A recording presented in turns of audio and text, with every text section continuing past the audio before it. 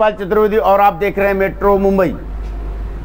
सबसे पहले खुद गई मुंबई, थम गई मुंबई की एक रिपोर्ट देखेंगे, इसके बाद हम सिलसिला शुरू करते हैं। दोस्तों, एक रिपोर्ट पहले आपने महिलाओं के लिए हेल्पलाइन नंबर पुलिस द्वारा जारी करते हुए देखा है।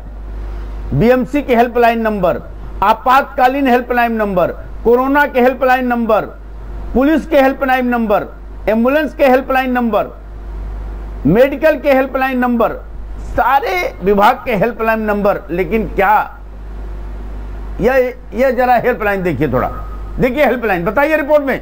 मेट्रो मुंबई की पहल के बाद अब भाजपा युवा मोर्चा ने भी मुंबई के गड्ढों के खिलाफ जंग छेड़ रखी है।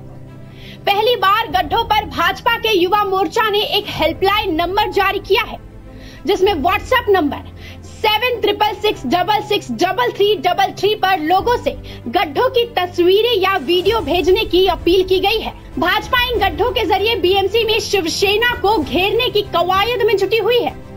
थाने में मनसे गड्ढों पर थाने मनपा को घेरे हुए है। भाजपा गड्ढों को लेकर आक्रामक है। गड्ढों के खिलाफ भाजपा युवा मोर्चा के प्रदर्शन के दौरान पुलिसिया लाठीचार्ज से राजनीतिक माहौल गर्म है। इस लाठीचार्ज में भाजपा युवा मोर्चा के अध्यक्ष तेजिंदर सिंह तिवाना समेत कई कार्यकर्ता घायल हो चुके हैं।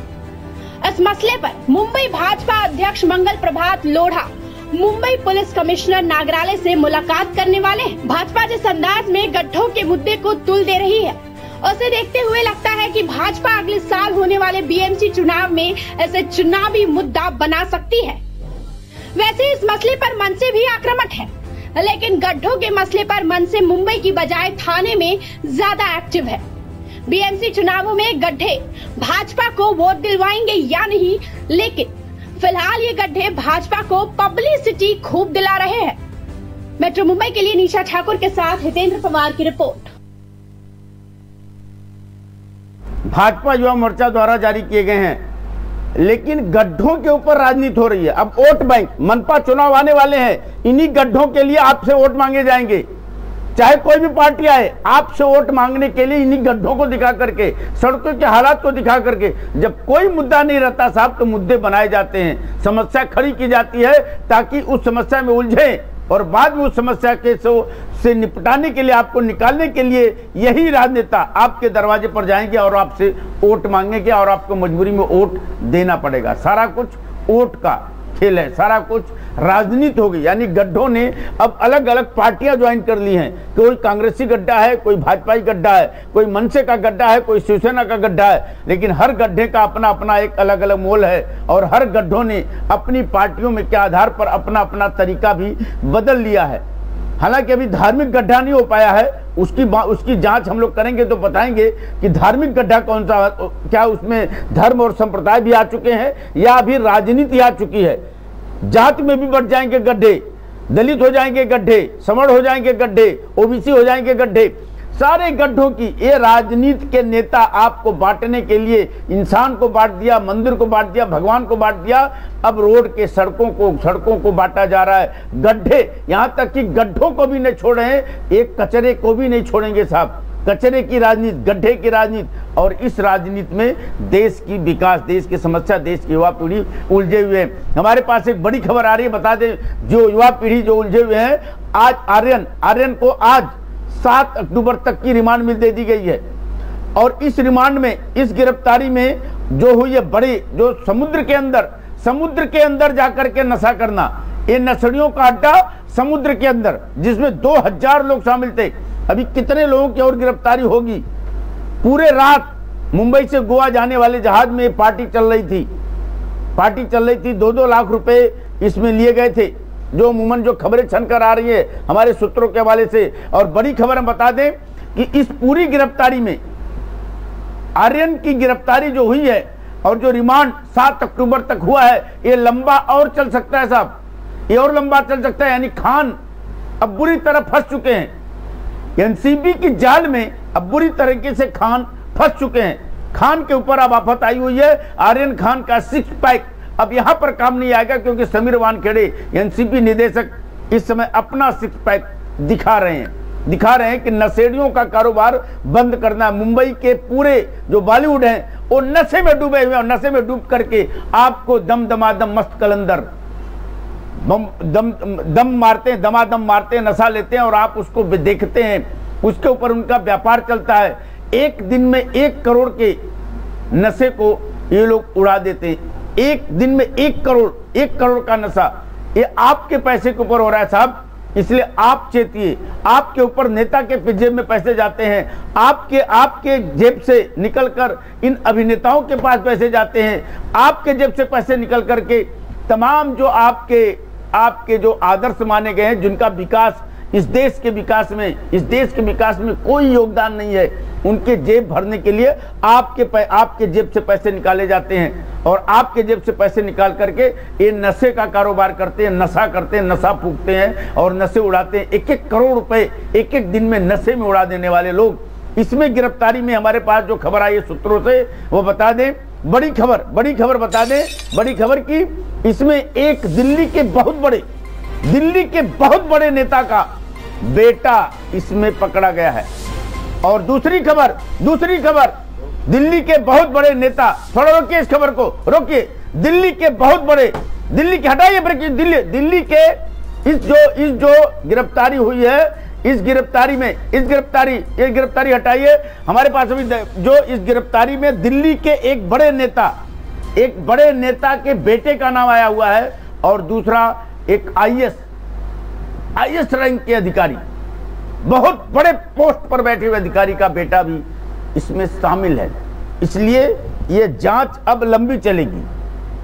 मुंबई करो, आपको सुधरना है, आपको संभलना है, हमें संभलना है, और हमारे देश को, हमारे शहर को, हमारे मुंबई को संभालना है। नशे के कारोबार में बेचना नहीं है अपने आप को, इन नशेड़ियों के पीछे पागल नहीं होना है। हमें अपने आप में अपने देश का विकास, अपने शहर का विकास करना है। लेकिन एक खबर हमारे पास और आ रही है, आदित्य ठाकरे किस तरीके से दहीसर चकनाके पर जो ट्रैफिक जाम होता है उसको दूर करने के लिए बड़े बड़े अधिकारियों के साथ बैठकें कर रहे हैं। शिवसेना विधायक प्रकाश सुर्वे, विधायक गीता जैन, ये सभी लोग मीटिंग में शामिल थे, और आज ही उन्होंने इसके ऊपर गंभीर मीटिंग लिया है कि दहीसर चकनाका जो मुंबई का एंट्री पॉइंट है, वहां पर जो ट्रैफिक जाम होता है, क्योंकि लगातार 2 दिन पहले हमने इस ट्रैफिक समस्या, जो चकनाके की समस्या को हमने खुद थम गई मुंबई में उठाया था, और वह बात पे अब सरकार ने संज्ञान लिया है, और उसको गंभीरता से लेते हुए दहीसर चकनाके पर जो ट्रैफिक जाम होता है, उस ट्रैफिक जाम की समस्या को दूर करने के लिए अब सरकारी तौर पर बैठक पर बैठक ली जा रही है, ताकि किस तरीके से दहीसर में एंट्री लगाने वाले लोगों को लंबे जाम की समस्या से नहीं जूझना पड़े, उनको आसानी से दहीसर चकनाके में मुंबई में एंट्री मिले, या मुंबई से बाहर जाने वालों में जो चकनाका पार करने में लोगों को 2-2 घंटे लग जाते हैं, महज 500 मीटर की दूरी पार करने में दहीसर चकनाके में लोगों को 2-2 घंटे 3-3 घंटे लग जाते हैं। इस समस्या से निजात पाने के लिए एक हाई लेवल मीटिंग आज रखी गई थी आदित्य ठाकरे की देखरेख में, जिसमें प्रकाश सुर्वे विधायक शिवसेना के हैं, गीता जैन जो शिवसेना में चली गई, भाजपा से थी, निर्दलीय चुनाव लड़ी थी, जीत गई, वो मीटिंग में थे, और हाई प्रोफाइल जो ट्रैफिक विभाग के जो अधिकारी हैं सभी लोग बैठक थे, और इसके ऊपर क्या सोल्यूशन निकलता है यह देखिए पता चलेगा थोड़े दिन में कि क्या रूप होता है, कब तक ये ट्रैफिक जाम की समस्या दूर होती है। लेकिन हमारे पास एक और हम दिखा दें वीडियो, थोड़ा ये वीडियो देखिए, ये वीडियो है ओबराय माल का, ये वीडियो देखिए थोड़ा। ओबराय माल हाईवे, वेस्टर्न एक्सप्रेस हाईवे पर, जो कि 6-6 लेन की सड़क है साहब, इसको बनाया गया था द्रुतगामी मार्ग, यानी बहुत तेज गति से चलने वाले वाहनों के लिए, मतलब बहुत तेज गति से इसमें गति से ट्रैफिक चलनी चाहिए, यानी वाहन चलने चाहिए। इन वाहनों को देखिए कि कितनी रफ्तार है इनकी, कैमरे से देखिए, कैमरे से ली गई तस्वीर। हमारे वहाँ पर संवाददाता इस समय दत्ता प्रसाद इस समय वहाँ पे मौजूद हैं, और वो दिखा रहे तस्वीर। हालांकि आज सोमवार है, और अभी कुछ वजहों से कहीं कहीं यातायात आज कम है, लेकिन ट्रैफिक फिर भी, ये थोड़ा देखिए ट्रैफिक, ये तस्वीर देखिए ट्रैफिक में, आप देखेंगे कि कहीं गाड़ियां चलती हैं, और दूर से अगर देखेंगे तो शायद आप पीछे से ही वापस लौट जाएंगे कि इस ट्रैफिक में जाकर फंसेगा कौन। पिछले दिन हमने दिखाया था कि ट्रैफिक में एक एम्बुलेंस फंस गया था जिसमें इमरजेंसी मरीज था। अब उसकी क्या हालत हुई होगी ये भी हम जैसी खबर आएगी तो हम बताएंगे। लेकिन साहब बहुत ही मुश्किल और दिक्कतों भरा सफ़र होता है मुंबई की सड़कों का। ये ट्रैफिक किस वजह से जाम होता है, इसके पीछे रीजन अगर हम जानना चाहेंगे तो बता दें कि एक तो गड्ढों की समस्या से अब तमाम लोग राजनीति कर रहे हैं। अब उसके ऊपर गड्ढे पर कितना वोट बैंक और कितने नगर सेवक पैदा होते हैं यह देखना है। दूसरा है MMRDA की खुदाई। MMRDA ने जगह जगह, देखिए राहुल शुक्ला जी हमारे साथ जुड़े, उनके पीछे देखिए पीला बैरियर लगा हुआ है। अब वहाँ पे लगा दिया गया रोड को आधा, तो ये बैरियर लगा करके ढक देते हैं। इसके बाद आधे में आने जाने वालों की संख्या लग जाती है। देखिए ट्रैफिक पूरी तरीके से जाम दिखाई दे रहा है। राहुल जी थोड़ा बताइए क्या हालत है, क्यों लोग रुके हुए हैं? क्या पार्किंग में खड़े हैं या सड़क पर खड़े हैं? नहीं, सड़क को एक पूरी तरीके से पार्किंग बना दिया गया है। बरेली इलाके में इस वक्त हम हैं और यहाँ पे जो गंभीर समस्या, यहाँ की सबसे बड़ी गंभीर समस्या यही है कि यहाँ पे घंटों ट्रैफिक की समस्या यहाँ पे रहती है। आम आदमी परेशान रहते हैं। इसके लिए हम चाहते हैं कि मैं यहाँ से तस्वीर दिखाऊं किस तरीके से, ये देखिए इसे तो बंद कर दिया गया है और इस रोड की वजह से, और यहाँ पे जो भी रोड खुले हुए थे और वहाँ पे पूरी तरीके से यहाँ पे गाड़ियां, जब से कैमरा दिखाई दे रहा तब से लोग खड़े हैं। अब एक एक करके वाहन निकलेंगे, एक आध बाइक वाले इक्का दुक्का रास्ता पा जा रहे हैं तो आगे खिसक जा रहे हैं, लेकिन 4 व्हीलर जो लेके निकलेंगे उनके लिए तो समझे कि ये पूरी तरीके से उनकी स्थिति खराब ही होने वाली है। तस्वीर देखिए, बाइक वाले कोशिश कर रहे हैं कि मैं कहीं न कहीं इसमें रास्ते निकाल दूं, रास्ते खोजने की कोशिश कर रहे हैं। और जो 4 व्हीलर की जो व्हीकल्स है वो पूरी तरीके से ठप है, रुकी हुई है। मैं तो बोलता हूँ कि जिस तरीके से रेंगती भी थी गाड़ियां, आज परिस्थिति है कि रुक गई है पूरी तरीके से। बस अब 2 व्हीलर व्हीकल्स है वो पूरी तरीके से यहाँ पे चल रहे हैं और उन्हीं की तस्वीरें देख रहे हैं कि आप किस तरीके से वो चल रहे हैं। तो कहीं न कहीं जो हालत ट्रैफिक जाम की वो गंभीर बनी हुई है। यहाँ पे किसी प्रकार की लोगों के लिए जो प्रॉब्लम है आम आदमी की, वो हमेशा बनी हुई है। और यहाँ किसी से थोड़ा बात करवा सकते हैं राहुल जी, बात करवाई थोड़ा। यहाँ के जो है यहाँ पे ट्रैफिक जाम के रहते हैं, यहाँ पे रहते हैं, क्या कहना चाहते हैं? बोल रहे हैं इससे क्या आने जाने को दिक्कत होती है सबको। यहाँ पे जो ट्रैफिक कब से है ये प्रॉब्लम? कितने महीना हो गया कि यहाँ पे आपने एक्सीडेंट की देखे क्या? एक्सीडेंट हुआ है ऐसा बहुत हो रहा है, बहुत हो रहा है। अरे बाइक को लेकर इसके ऊपर क्या है बाइक, इसके ऊपर रहेगा वो बड़ा शो ये निकलना चाहिए, ये निकलना चाहिए। हाँ बोलिए। आपका मेट्रो चैनल का धन्यवाद। ये समस्या खुल के आया है। तो ट्रैफिक है, केंद्रीय मंत्री नितिन गडकरी साहब बोलते हैं रास्ता ये बनाया वो बनाया, रास्ते का तो समस्या बहुत बढ़ता है, तो इतना बढ़ता है एक्सीडेंट होता है। यहाँ पे क्या ट्रैफिक हमेशा रहती है? हमेशा 4 से 9 बजे तक ट्रैफिक जाम रहता है। अगर एम्बुलेंस आती है किसी तो जाने को मिलता ही नहीं। अच्छा, जाने को मिलता नहीं, कैसा दिक्कत होता है? ट्रैफिक का समस्या छोड़ना मांगता है। सर एक बात है, इन्होंने ये जो खंबा जो बनाया है और ये जो बगीचा है बहुत गलत है। आने जाने को रास्ता नहीं, मेन रोड है ये तुम हमारा बगीचा के लिए चमन तो हर सिटी में रहेगा ना, उधर जाके पब्लिक बैठ सकता है बगीचा में। क्योंकि मैं देख रहा हूँ यहाँ पे पूरी लेन है और ये जो, अच्छा ये पूरा ट्रैफिक कहाँ तक जाम रहता है? ये ट्रैफिक कहाँतक जाम रहता है? ये ट्रैफिक बेटा, ये ट्रैफिक है अपना धर्मेंद्र नाके से नहीं, लोल परेल से तो डायरेक्ट अपना परेल दादर तक ट्रैफिक जाम रहते। अब अगर ट्रेन से आते हैं तो कहीं न कहीं जो 3-4 स्टेशन लगते हैं और इसी यहाँ से लेकर पूरी तरीके से दादर से लेकर आप लोअर परेल मतलब लगभग 8-9 किलोमीटर। हाँ, पूरी लंबी लाइन यहाँ पे लगी रहेगी। मैं आप देख रहे होंगे किस तरीके से जो गाड़ियां, मैंने जब स्टोरी बतानी शुरू की थी, टैक्सी वहीं की खड़ी है, जो 4 व्हीलर है, सभी गाड़ियां कहीं न कहीं खड़ी है। देखिए हमने जब से राहुल से बात कर रहे हैं तब से वो टैक्सी जो खड़ी है वहीं की वहीं खड़ी है। अब इनको वहां से निकलने में मुझे लग रहा है कि इस ट्रैफिक से निकलने में इनको 2 से 3 घंटे लगेंगे। इतने में कितने पेट्रोल कितने डीजल जल जाते हैं, कितने प्रदूषण होते हैं, ध्वनि प्रदूषण वायु प्रदूषण दोनों।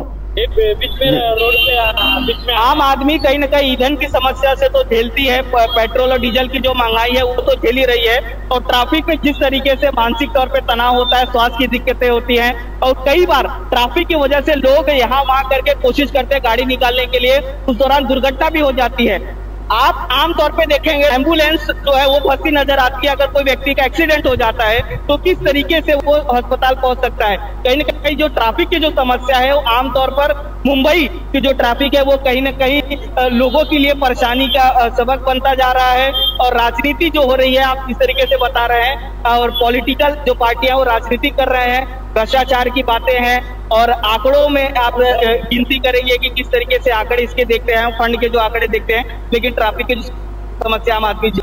राहुल जी एक बात और है, तो मेट्रो चैनल का मैं धन्यवाद देता हूँ सर, क्योंकि आपने यहाँ देखा है मुंबई का जो हर कंडीशन, जो ये मेन रोड पे तुम ऐसा बगीचा बनाएगा, ये रोड डालेगा तो आगे लोग चले, गाड़ी कैसी जाएगी भाई। एक तो गाड़ी का पार्किंग का समस्या है, ये बना के रखा है, और कंजेस्टेड हो जाएगा रोड पे ट्रैफिक जाने में।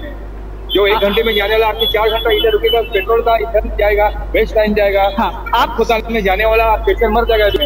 ये नहीं होना होता है। राहुल जी हमारे साथ बने रहिए। मैं थोड़ा, हमारे साथ शिवसेना से संजय घाड़ी जी जुड़े हुए हैं। संजय जी नमस्कार।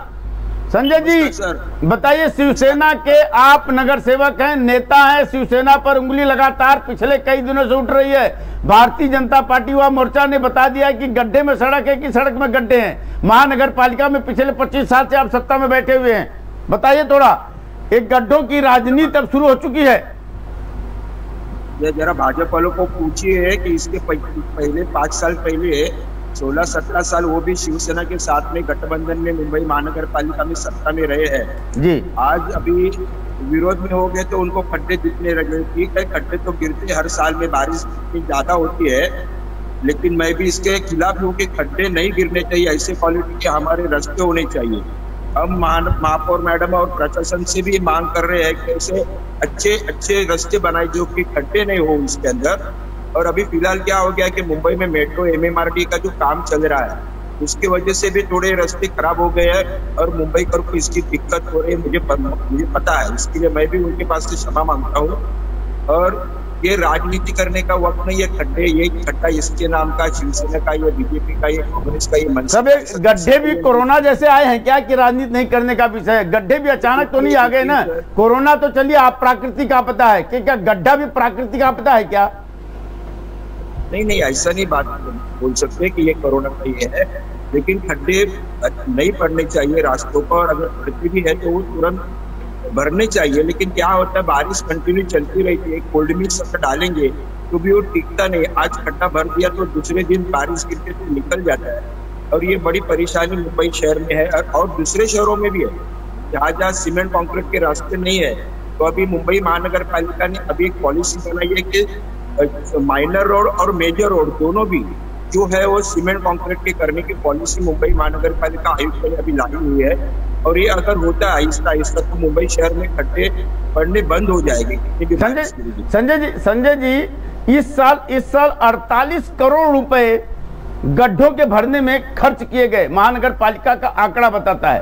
और इसमें करीब 35 से 40 हजार गड्ढे भरे गए, यानी एक गड्ढों के ऊपर 12,000 रुपए खर्च किए गए। तो ये आप बताते हैं कि पानी होता रहता है, बह जाता है, फिर 12,000 रुपए खर्च कहाँ किए गए एक गड्ढे में? हाँ, ये हमारा भी इसके लिए विरोध है। इतना खर्चा नहीं होना चाहिए। और प्रशासन के पास हम लोग ने, हमारे महापौर मैडम ने भी पत्र दी करके उनसे पूछताछ की कि ऐसा इतना खर्चा क्यों कर रहे हैं।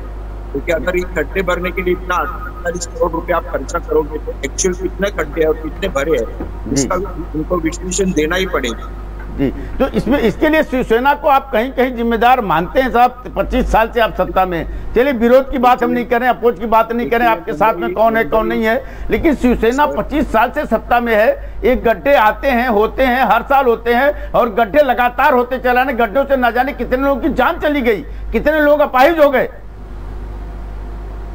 शिवसेना इसीलिए 25 साल से शासन में है यहाँ पे मुंबई में। इसका मतलब यह है कि मुंबई कर का विश्वास शिवसेना के ऊपर है। ये आप पहली बात समझ के लीजिए। ये राजनीति करने वालों को क्या मुंबई करने कहाँ पे बिठा दिया आपको पता है, और भी आने वाले चुनाव में बता देंगे। लेकिन मुंबई महानगर पालिका में आने वाला जो गाड़ी का जो स्रोत है, जो क्वांटिटी है, जितने पैमाने में गाड़ी आती है, वो भी एक समस्या मुंबई शहर में है। और आप देखिए थोड़े थोड़े आहिस्ता ये कोरोना का माहौल अभी कम हो रहा है, और अभी अर्थचक्र अच्छा मजबूत चलेगा तो मुंबई शहर में बहुत अच्छे अच्छे रास्ते भी बनेंगे, अच्छे अच्छे ब्रिजेस बनेंगे, मुंबईकर को एक अच्छे दिलासादायक यहाँ पर रोड मिलेंगे, मैं आपको गारंटी के साथ। नहीं, आपने कहा कि मुंबईकरों को शिवसेना पर भरोसा है, लेकिन शिवसेना ने भरोसा वो दिलाया नहीं 25 साल में कि मुंबईकर भरोसा कर सके।